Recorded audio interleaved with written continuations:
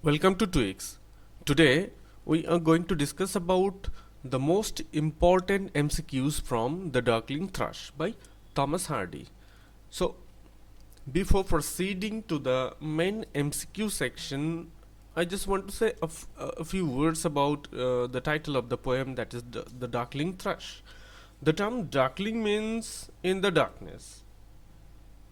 In this poem, this term has been used or is used to denote a dull, desolate, and dark environment of winter.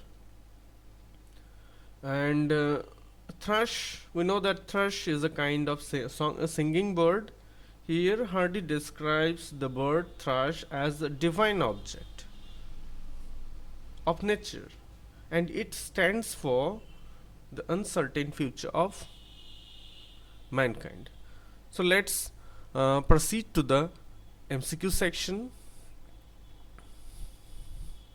Today this one is the set 1 of the MCQ series I am going to discuss. So let's proceed to the MCQ. Thomas Hardy wrote the Darkling Thrush in 1899.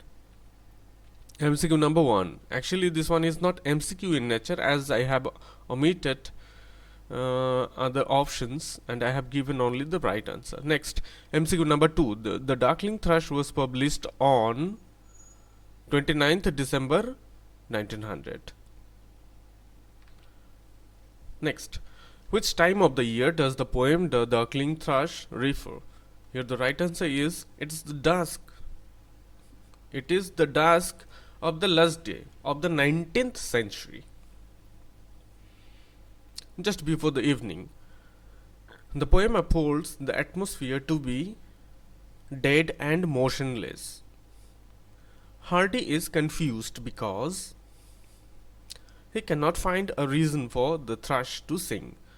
So before proceeding to next MCQ section, I just like to announce that I have created an Android app for English, the name of which is Twix the English Class or Twix the English Learning App, where I have started MCQs and mock tests, daily mock tests for KVS, PGT, TGT, NVS, PGT, TGT, and West Bengal School Service SLST teachers. So let's proceed to MCQ number 6. So those who are interested about the mock test series I'm giving to you, this is generally free in nature. You can WhatsApp me or join the Telegram channel through the links given in the description box, or in any way you can get in touch with me, as at the very beginning of the video I have given the description of the channel. Okay, next. The song begins to lighten his gloomy mood. True or false? This is true. The song of the thrush begins to lighten the poet's gloomy mood. Next, Hardy assumes the song of the thrush represents what? Hope for a better century. So, undoubtedly, there was prevailing a pessimistic atmosphere all around from the very beginning of the poem. But it's only the thrush song that represents, or that's upholding optimism for the poet as well as for the next generation. Next, the poem takes place sometime in winter and starts out with the poet leaning on a gate which leads to a forest, a small forest. Next, MCQ number 9. I leant upon a coppice gate when frost was spectre grey. Why does the poet use capital letter F? F here, look at here, frost. Here the capital letter has been used with the term frost because the poet personified the term. The frost has been personified here, hence we know that in proper noun the beginning letter is capital. So here F is capital.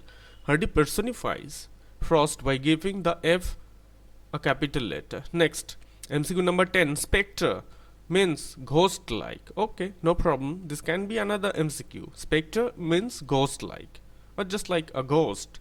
The poet used the term to introduce. Look at the Answer: a dead atmosphere. A dead atmosphere was created. A photographic, vivid atmosphere of spectre has been created by the poet. Next, the expression "the wakening eye of day" indicates that the poet is watching. Somewhere we have read the eye of heaven in Shakespeare's sonnet number 18, and this is just like the same thing is referring here. So here the poet was watching the sunset. Next, the use of the word wakening suggests that the sun is fading and dying. Next, the tangled vine stems skirt the sky like strings of broken lights. Look at the sentence very carefully. Here the associated question is about figure of speech. Which figure of speech did the poet use here, or this figure of speech employed here? Yeah, the right answer is this is a very easy question. This one is very easy, so undoubtedly this one is a specimen of simile. So those who are interested, if you are interested about figure of speech or about learning figure of speech, you can comment here, and if interest you and if it helps you,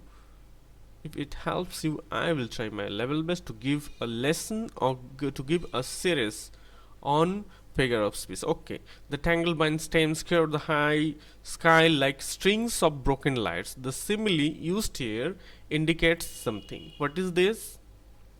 There is no happiness or music. There is no happiness or music. A dull, gloomy atmosphere was prevailing all around. Everything is dead. It seems that everything is dead. MCQ number 15. I leant upon a coffee's gate. What is the significance of gate? Significance of the term gate in relation to the time the poem was written. Entry and exit point to a new century. Gate has been referred to denote the entry and exit point to a new century. MCQ number 16. And winters Drake's made desolate the awakening eye of day. Here oblique means a second line started. So here the figure of speech is generally the figure of speech I'm speaking about in the second line, the awakening eye of the day. This is metaphor, as the awakening eye of day is being refers the sun. What is the mood of the poem? Mood of the poet in the poem The Darkling Thrush. The poet shares the gloom and the dullness. That means the mood is gloomy and dull that surrounded him, and the poet himself was amid a gloomy and dull environment or atmosphere, and he was cheerless. His existence was cheerless and fervorless. Next, what can be considered to be the note of optimism amid the gloomy mood reflected by Hardy? So, the mood is gloomy, undoubtedly, but still there is a hope. That is optimism. So, what refers or indicates or what is pioneered by optimism? The song of the thrush. The song of the thrush or the thrush song is bringing a new hope, at least, though at the very minimum. It's a mark of a note of optimism. Next, some blessed hope, whereof he knew and I was unaware. The figure of speech used here. Some blessed hope, personification, undoubtedly. Next, so little cause for carolings of such ecstatic sound. Look at S has been underlined, C S has been underlined, C S has been underlined. Look at the latest underlined. Here the repetition of S and C sounds creates a soft music, just like word the bird is singing. This repetition, I'm speaking about the repetition of sound. This repetition is called, we know, alliteration, repetition of same sound. But here this repetition is sibilance.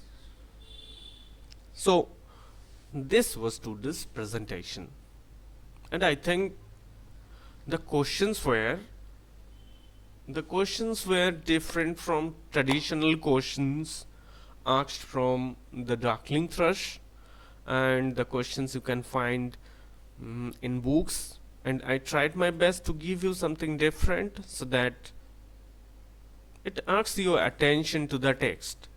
And of course, if you are interested about today's analysis, today's discussion, you can join with me in the journey of learning English literature.